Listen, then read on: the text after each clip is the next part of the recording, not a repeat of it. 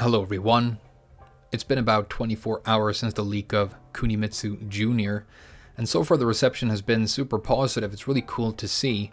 We had an awesome gameplay trailer earlier today showing some moves and mechanics, not a lot of detail, but so far the only big criticism seems to be that it's the daughter and not the mother.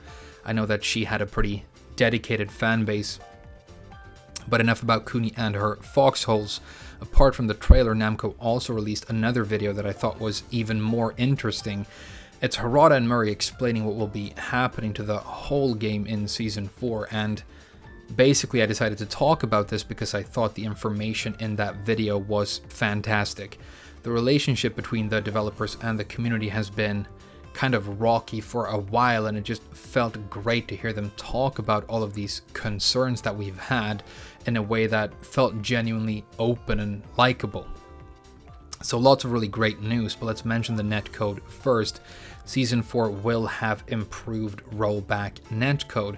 They have apparently invited some players and community members to help test it, and the feedback has been very positive.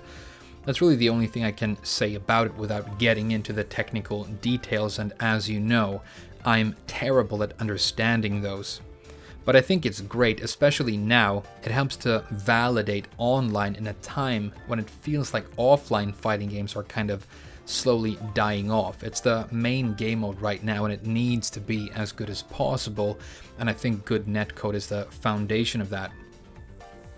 Next is balance, and this is the most important part in my opinion. I think most people were hoping that the main focus of Season 4 would be a rebalancing of the roster, and it seems to be the direction they've gone in.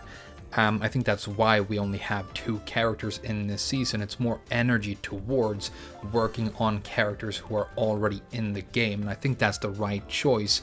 You can't sell those old characters again, but it is going to help keep the game fresh, sustainable, and fun in the long run. So it's a great choice in my opinion.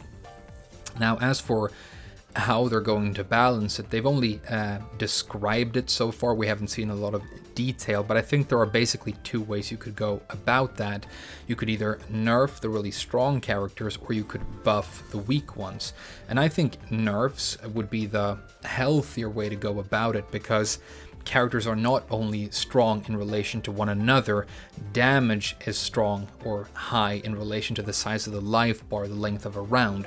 Wall carry is strong in relation to the size of a stage, and you can't really solve those problems by buffing weak characters. But it does seem to be the case that Namco have gone with this strategy of buffing weaker characters instead. But I think to mitigate some of those issues I talked about, like the life bar, they're also going to increase the size of the life bar slightly.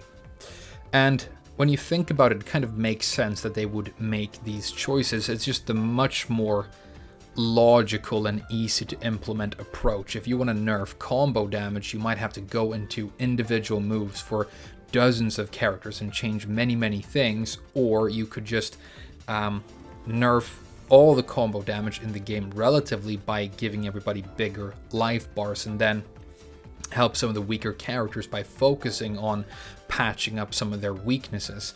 And it also helps you get around this problem of, people like to play good, strong characters. The popular characters tend to be the strong characters, and if those are the characters you need to nerf, then you're going to face a lot of backlash from the people who don't want their favorite characters to get weaker. And I think that makes sense. So this is really the most logical way to go about it, and I think they've made some pretty smart choices.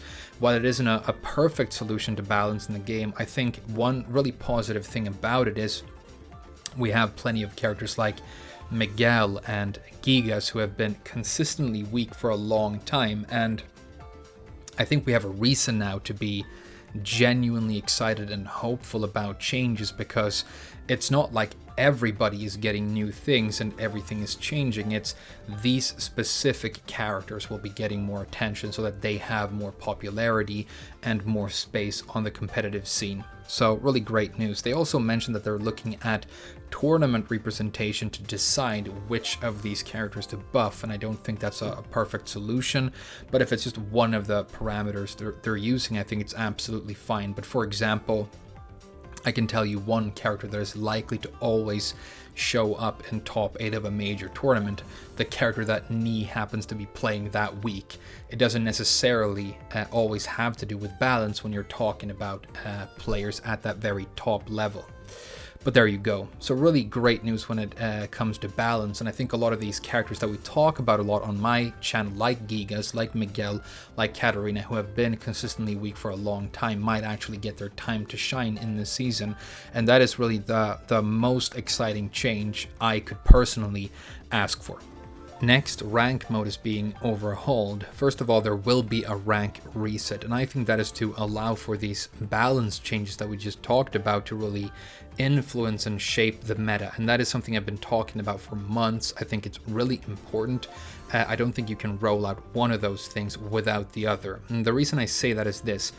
Say, for example, that you played Leroy when he first came out, before there were any nerfs to that character, and he was in his most crazy state, and you got to a really high rank. Well, you could conceivably just leave him there forever, and there's nothing to distinguish between you and somebody who worked much harder to get the same rank with Leroy when he was in a more balanced state down the line.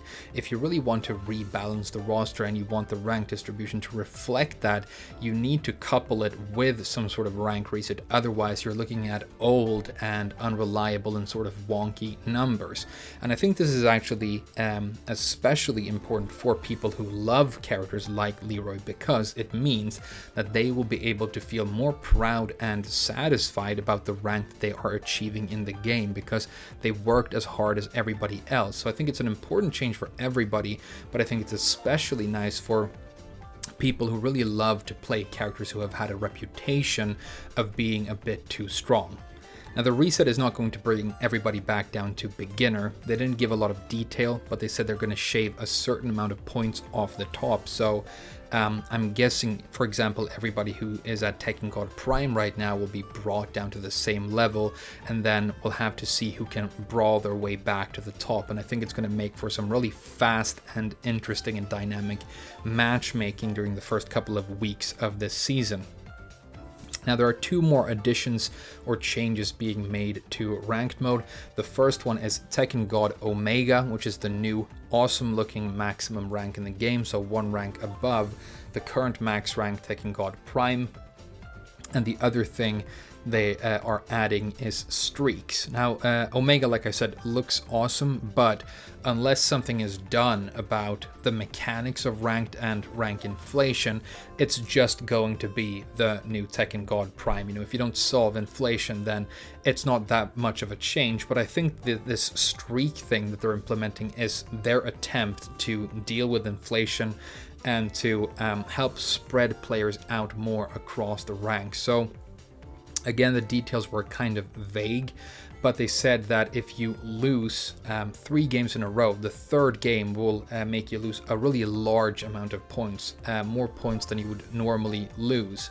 And so it puts you in a spot where there's a match that you really, really don't want to lose, because it's going to be penalized heavier than a normal loss. And that might be one way to go about it, but I also feel like it might add to an already stressful and anxiety-ridden environment for a lot of people.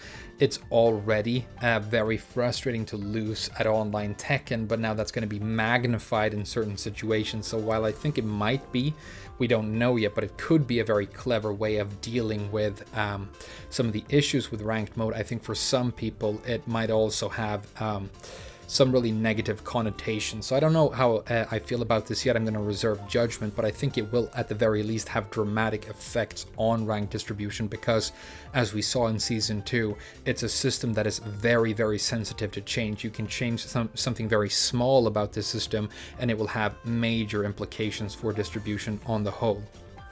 As far as I know, they only talked about losing streaks. They did not talk about win streaks. They might have and they might exist as well. So if you win several games in a row, the game will start boosting you up quicker. And maybe that will be a way to get, Smurfs out of the way for people so that they don't have to worry about constantly playing people who are much, much more experienced than them. Finally, they talked a bit about Prowess. Now, since we first heard about Prowess, I've been saying that I don't think it's going to be a very interesting number. And what they told us this time kind of confirmed that to me, because it will be based on a number of different things. First of all, your highest rank, which makes sense to me, but also your total rank across all characters, your player stats, and your total amount of games played. And this sort of makes it feel a little bit useless to me, if I'm going to be completely honest, because we have, for example, plenty of people who only want to play a small number, sometimes only one single character. I'm kind of one of them. I don't like to play all the different characters in the roster, but there will be an incentive now, if you want higher prowess, to grind ranked mode on characters that maybe you don't really like that much, and that doesn't really make sense to me. And then if we talk about these player stats, for example, if you're playing Gigas, then your sidestep stat isn't going to be very high. That's not because you're worse at the game. It's not because you're not good at movement. It's because your character doesn't step that much and isn't very good at it. Rage usage is another stat. If you're playing a 2D character like Lisa, you don't have a rage drive. So you're going to use rage much, much less than a character who does. And then again, do you want to reward people with points for using a lot of rage arts? I mean, half the time when they are being used, it's kind of a panicky thing, to get out of pressure. It's not really that skill based a lot of the time. So a lot of strange things. I mean, total number of matches played, that's another one. I saw, I matched against a player yesterday who had, I think, 32,000 games only on Brian, and he was still a pretty low rank. So I don't think that's a good indication necessarily of player skill, when some players will get to Tekken God Prime within their first 300 or so wins when they play ranked mode. So it seems kind of wonky, but I think at the very least, Prowess could be a nice indication for how often and how much somebody's played the game.